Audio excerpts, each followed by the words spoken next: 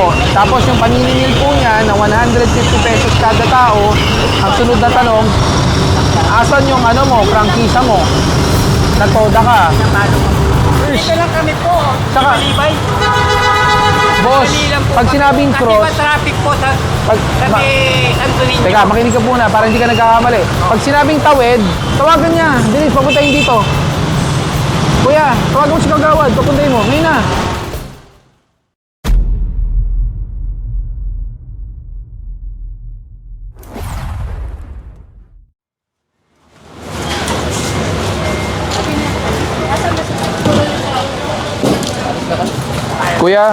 Kuya, ay ate, ikaw na lang. Wala ba kayong pwesto na mas maayos? Wala na kasi kuya akong asawa eh. Kailangan nyo kasi umamit ng pwesto kasi may complaint na rin po dito. So babalik-balikan po to. Bangketa po kasi hindi po talaga pwedeng tindahan. Kasi ano Kung doon sa loob, yan. Baka doon sa loob. Pero hindi kayo, huwag kayo mag-i-extend din sa bangketa, ha? Kung gusto nyo gawin, yan, total, mayroong parang, ano na yan, bakod, di ba? Doon na lang kayo mag-set up, kausapin yung may-ari ng building, doon yung i-set up yan, lagyan nyo na ng lona or whatsoever, basta itong sidewalk klaro pa rin. Doon na lang kayo maglagay. sige po, salamat. Yung mga paninda naman, Dapat mo na yan kuya, dalhin. tatanggalin na po namin, wala na kayo paglalagyan Hindi, may din. laman pa yung Ay, may laman! Kunin nyo, may pera. Laki naman ito. Kasi yun ang talaga yung Wala kang paglalagyan din. Hindi, yun, gigibain ng kuya eh. Tapos Huwag mo nang gibain yan. Doon mo na ipatong. Hindi, yan na lang sa loob. Yan kasi Hindi ang na rin laman. magkakasya yan eh. Kasi yan kuya. Kasi may ano. Paano kapag gagalaw? Pwede yan kuya. Kunin mo na lang yung mga laman. Yung mga laman na lang. Ano ba to? Buntis? O ano? Ang laki ah. Ate, may isa pa akong concern. Kung maglalagay ka dyan, siguraduhin mo yung drainage hindi nyo matatakpan. Ay, hindi po. Naka-open po yan kasi. Hindi, ito po. Kasi tinang mo. Hindi, Punong-puno na tinakpan lang. ko yan ng ano kuya para yung dumi hindi papasok sa loob. Opo, pero suggest ko maglinis kayo ha? Kasi pag umulan, pag bumaha. Ay, yan hindi. ang Lagi maging ko rason. pinapalinis kasi kailangan talaga. Sige po. Wala na yung tulugan ko kasi ko.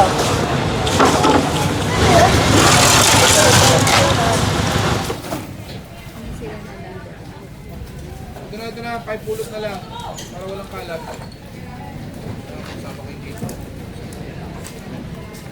Pahanap nga ng ano dito. Pahanap nga yung ano, charge number.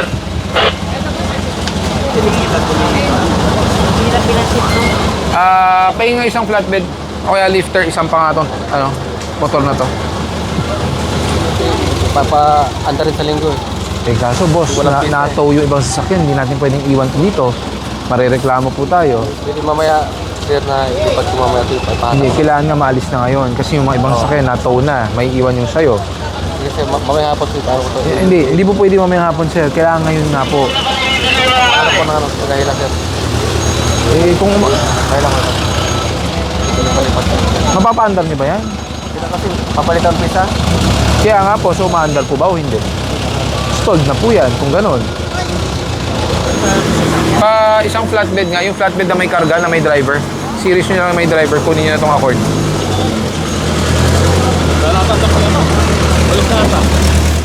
Magpapalaboratory sana ako doon. Pagbalik ko wala na, inayos ko lang. Yung nasa kanto? Naku po, bakit nyo po iniwan sa kanto at sa bangketa? May sakit nga yung anak ko. Kinuha ko lang sa kabilang kanto para sa kagawad. May ano niya. Wait lang po, ma'am. Pasensya na po, hindi naman namin alam kung kanino po yun. Kaya ako nga po yung driver na po ako, single mom. Wala na po dito yung sasakyan. Nasa tumaan na po. Wala akong alam kung saan ako pupunta. Nasa tumaan na Marikina po. Hindi, wala rin ako papadali. May sakit nga yung anak ko po eh. Papalaboratory nga doon eh. Ma'am, hindi po namin alam kung kanino po yung sasakyan. Matagal po kami doon. Pero inayos ko pa siya sir eh. Hindi ko sa explore kami nakatira. Bubuhatin pa ni Kagawad para lang din magpapunta kami doon. Wala na po yung sasakyan dito sa amin. Nasa impounding na po. Wala po akong magagawa dahil yung sasakyan wala na po dito sa amin. Nasa impounding na po. Hindi ko naman alam sir eh. Sige. Pero may lisensya po kayo? Opo. Bakit di nyo po alam na bawal pumarada sa bangketa? Hindi bang kita po yun? Clinic po magpapapo. Pa-check up kami Sidewalk doon. po yun. Yung kanilang Hindi po parking. sa kanila yun. Di sana nilagyan na lang nila no parking, kung di pala sa kanila yun. Pero kayo po ang nag-exam sa LTO. Kayo po ang kumuha ng lisensya. Opo. Basic knowledge po yun. The sidewalk Kahit is for emergency walking. po, mamamatay na po yung anak ko. Tulungan niyo. Ma'am, hindi po namin malalaman anong sitwasyon. Ito mga resita, o. Ayan, o. Dami-dami na nga, o. Dadalhin, kailangan na to. Ipag-ipaano yung anak ko. Ang dami, o. Ma'am, unahin nyo na po yan. Paano? Hindi ko nga alam anong unahin ko.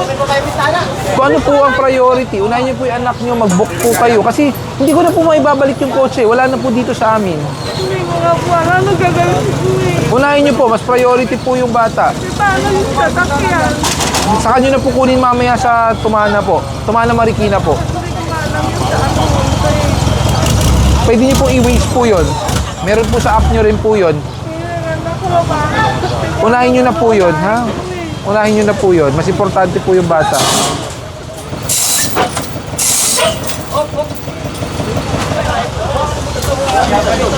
Vic. Tapos na ba kayo sa ibang area? Nandito na tayo ulit sa pinakakanto ng FB Harrison. Wala na yung stale dito. Nakarga na sa Skog. Huwag mo na yan, bante. Yung mga tropa. Patigitan nga to.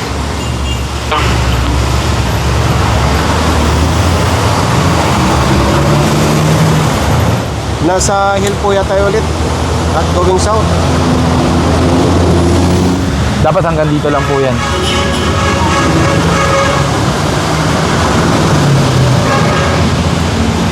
Dapat dito. Anything beyond this, sidewalk na po. Pagmula sa Hill Puyat, nandito tayo ngayon sa may EDSA, northbound.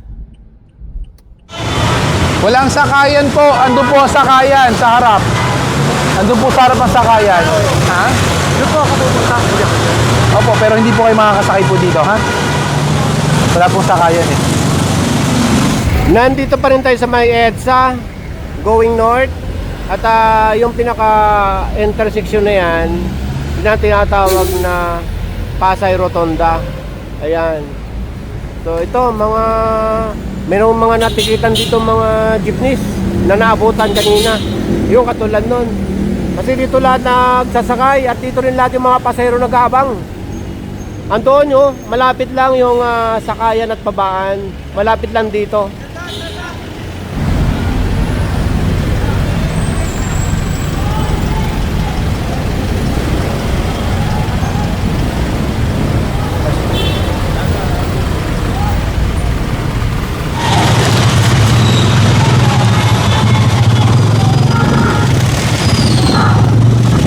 Isa. Kuya, pakinto.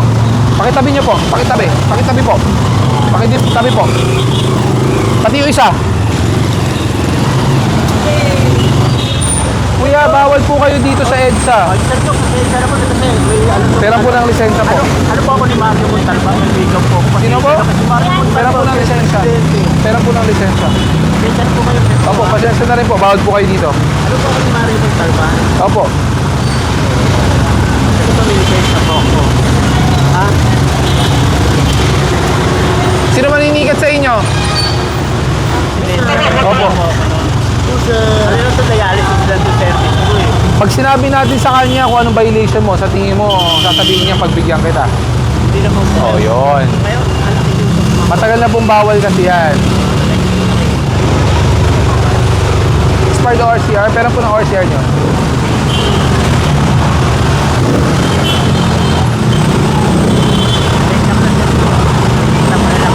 Hindi, ORCR ng motor. Sa lisensya po to eh.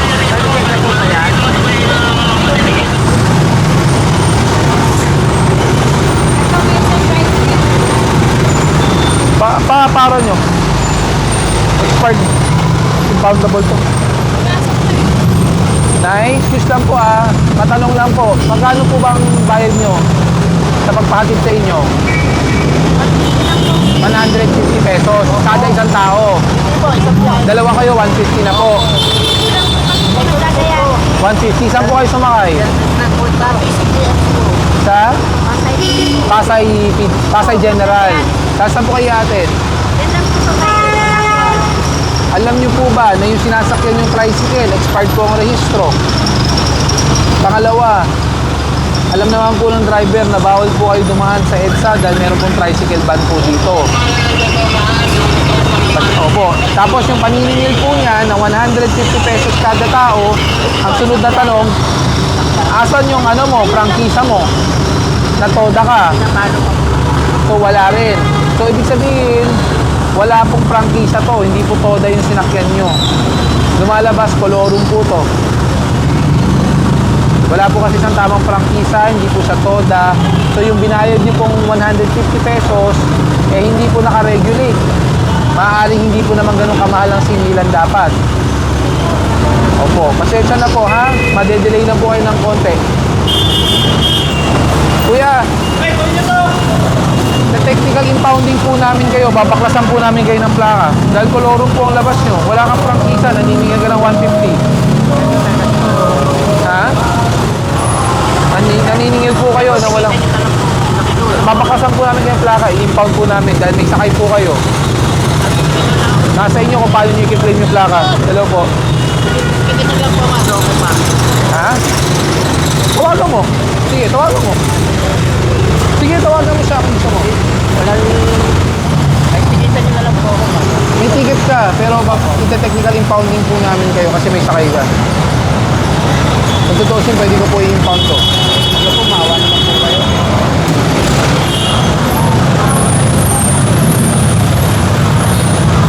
Tay, bawal po kayo dito, EDSA. Bawal po ang tricycle dito. May lisensya po ba kayo? Ayan po. Sige po, peran po ng lisensya. Balik po kayo. Hindi kayo pwede dito. Dito na lang kami yung sa ninyo. Opo. Bon. Ay, Bon, sorry. Pakitabi natin na maayos po para hindi kayo nakaharang. Pakitabi na lang po doon. Pero kayo alam nyo, hindi nyo alam bawal. O alam nyo? Bawal. Tatawid lang, di ba? Hindi tatawid. Mali. Ang pwede, tawid. Ang bawal, diretso, mag-cross. Dito lang kami po. Saka- Malibay. Boss, Mali lang po pag kami. sinabing Kasi cross, traffic po sa pag, Santo Niño. teka, makinig ka muna para hindi ka nagkakamali. Pag sinabing tawid, mula sa kanto ng top na yan, tawid ka sa kabilang top. Kaso nga lang, Ibang problema, traffic ka po. ang problema, tricycle ban po ang EDSA. So, bawal po ang tricycle sa EDSA. Alam niyo po yun o hindi? O, di ba? Hindi naman tricycle ko eh. Ano tawag mo dito? Deliver lang mo. Anong tawag mo dyan kung hindi tricycle yan? Ano nga tawag po sa ganong... Tricycle yung Ang tricycle, 3 wheels po. sinasakyan ng pasahero. Yun talaga. Diba? Tatay, kaya nga po tricycle, tatlong gulong, tricycle.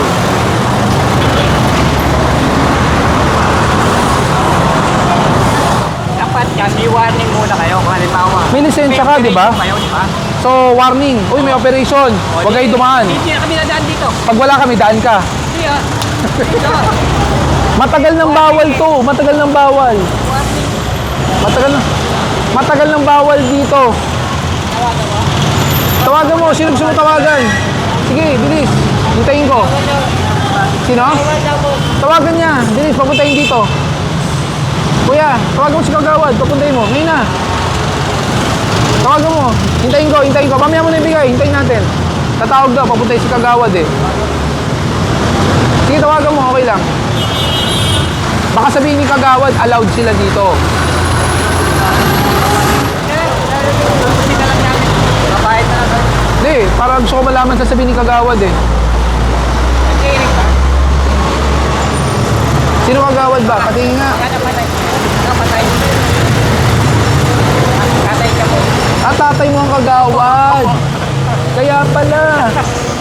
Kaya pala matapang kayo. Kahit mali na. So pinayagan kayo ng tatay niya. Kaso nga lang, palagi kami dito dumadaan. Ayun lang talaga nagkaroon. Matagal ng bawal, alam mo yan. Ay, hindi. Kailan lang. Kagawad po yung tatay niya, alam ng Kagawad yan. Na may tricycle ba ng EDSA. Kasi mali yan. Hindi porke Kagawad ang tatay mo, sige. aabusuhin natin Kaya, mali na ang kami, kapangyarihan. Tanggap na namin po. Dapat kanina pa kayo ganon. Kaya, kaya po. Ani mo pa yung tao ko eh. Tatandaan mo yung tao ko. Diba? Mali yung ganon. Mali kami talaga.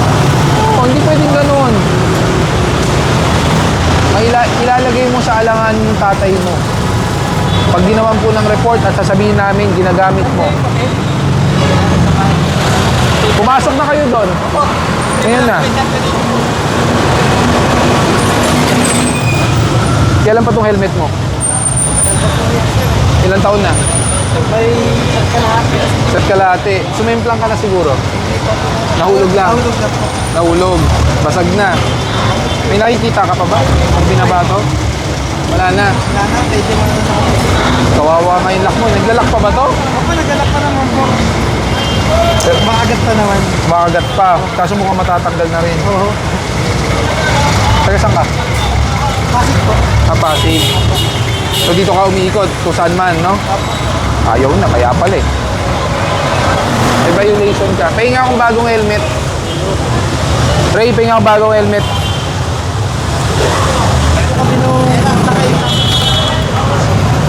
Bigyan na lang itong bago. O, ito muna lisensya mo.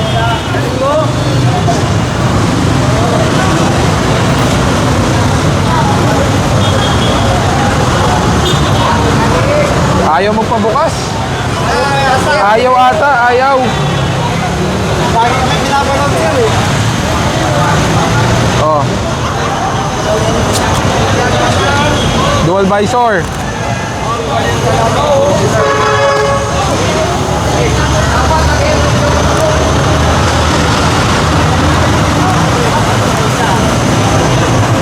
Oh, subukan mo. Ah. Ito ba? Yan. Lock mo. Oh, pwede mo ibaba dito. Ito. Yan. Okay? Ayos ba? Asay na lisensya mo. Oh. Keychain, dalagyan, may extra visor. Yan ang gamitin mo, ha? Okay. Ingat.